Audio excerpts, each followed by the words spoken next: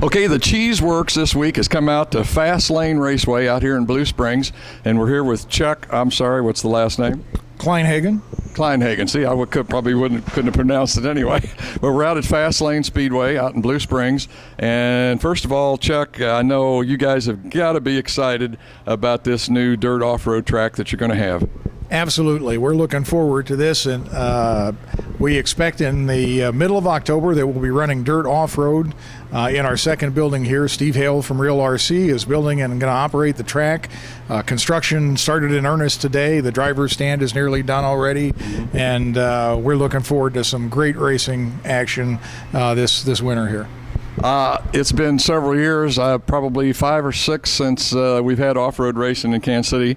So, boy, just from what I'm seeing on Heartland, a lot of people got a lot of interest out there. Looks like it's going to be a lot of fun. I think you're going to have some good turnouts. Well, we expect so. We're all looking forward to it here at the track. I think almost everybody that's been running on carpet and oval is also planning to run dirt off-road, so we're looking for some big crowds. Well, personally, myself, I'm hoping Steve Matlack comes back over and runs off-road because he's been kicking my butt so bad at dirt oval. I'd like to see him run something else. So anyway, we're glad that it's going to happen, and we wish you guys some good luck. I want to make sure and let you know when you get that thing up pretty close to running. Let me know. We're going to come out and shoot some footage of it so people on Heartland can see it. Now, we're going to get into what we're going to talk about a little bit here tonight. We had somebody on Heartland that posted something about lipo safety, and I believe we were saying that was Un4 Racing is his web name, so we'll just leave it at that.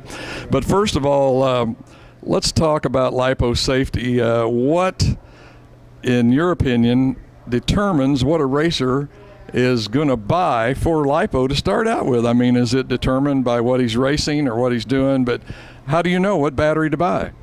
Well, it's not completely unlike nickel metal batteries where they come in different sizes, different capacities. So the first thing you got to do is make certain you're getting a size pack that's going to fit in the car that you're going to race it in. The manufacturers now have pretty much standardized around sizes for 10 scale cars, often using the roar regulations as a basis for that, and around sizes for the popular 18 scale cars. So the first thing you want to do is check the size to make certain it's going to fit in your car. And the next question everybody has is, well, what kind of capacity do I need? And here again, depends a little bit on the type of car and the type of racing that you're going to do. For dirt racing where you're traction limited, it's not completely necessary to have the absolute highest milliampere capacity and highest C rating or discharge rating on the battery.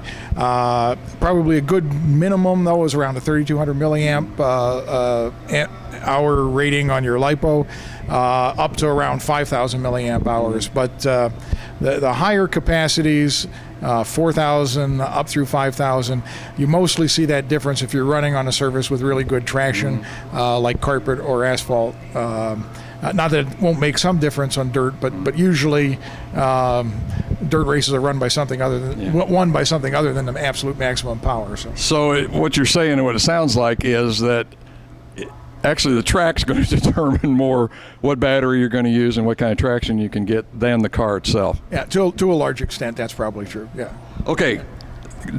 So if we could, what about the lipo safety? Now, I know you've got a fire extinguisher over here and some other things. What can we do? Lipo batteries are relatively new. There's been a lot of concern about safety. There have been recalls on lithium-ion batteries in computers and stuff associated with some fires there, and it's made everybody very cautious about using lipo batteries. I mean, the reality is we've had trouble with nickel metal batteries for some time with them exploding and all of that. I've burned a couple.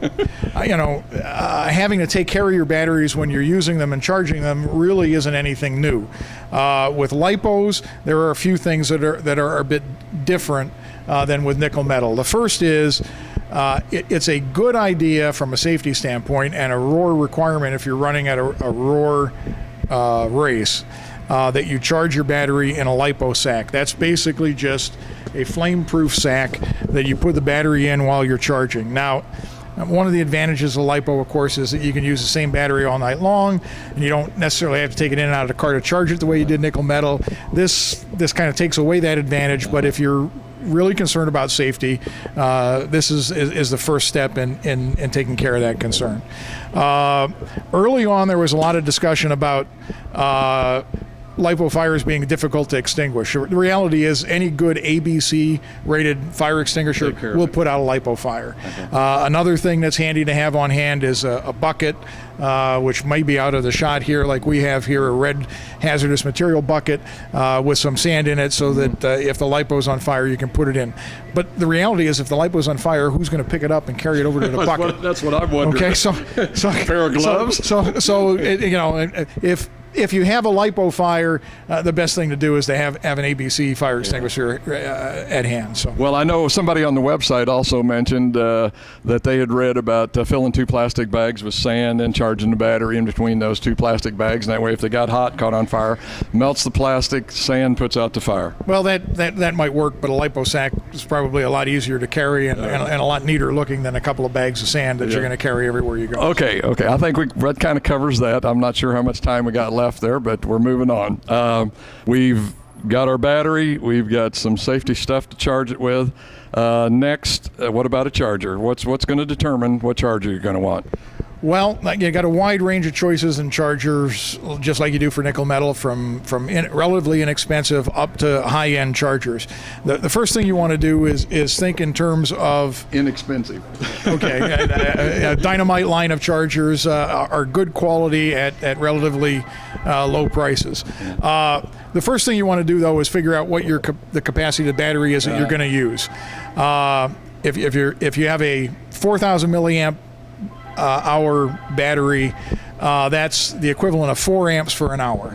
And a 1C rating would then be 4 amps. Okay. Many LiPo manufacturers recommend charging at 1C. So for a 4,000 milliamp battery, you're going to want a charger that will do a minimum of 4 amps. Manufacturers like SMC, like this hard case pack from SMC, actually recommend for racing charging up to 2C. Okay. So then you'd want, on a 4,000 milliamp hour battery, you'd want a charger capable of going to 8 amps. Okay. Some racers push higher than that. I don't know any manufacturer that recommends going higher than 2C. So to give yourself maximum flexibility, figure out first what capacity you think you might want to run as a maximum, and then go for at least 2C if you're really into getting the maximum out of the batteries, or 1C as an absolute minimum in order to charge it. So the low-end chargers tend to have less amperage output, so they're more compatible with charging at 1C with smaller batteries. Higher capacity and more expensive chargers will be more compatible with the high milliamp hour batteries, like a 4,000 or 5,000 milliamp hour pack. Okay, Chuck. I think we've covered just most of them here. I know this looks like This is kind of the high end. This is a Competition Electronics GFX with a LiPo upgrade. Okay. They're available now already with that built in. That's about $430 for the charger. Oh, wow. And it needs a power supply. Speaking of power supplies, you were kind enough to bring in your Radio Shack power supply. People looking for power supplies. This isn't good for the hobby shop business, but I'm gonna say it anyway. Actually, pretty much the best value in power supplies right now can be found at Radio Shack. Okay. And then I've got a range of other chargers here. The new Pulsar Competition 3 is LiPo compatible. We showed the Dynamite Vision Peak Ultra, which is LiPo compatible. Right, this is a multiplex charger. I've got a Bantam charger from Common Sense RC. There's a Power Thunder makes a good charger. There are a lot of chargers available now. One short question. We got 30 seconds left. What about balance charging? Do you need to worry about balance charging with any of these chargers? Balance charging isn't absolutely necessary. I'll go back to the comment I made about traction limited surfaces versus other surfaces. If you're running carpet and you're looking to get the absolute last nth out, then you may want to look at something that can charge balance while charging. Otherwise, it's not absolutely necessary. Okay, folks, we got to wrap it up from Fastlane. We appreciate talking with you, Chuck, and we'll see y'all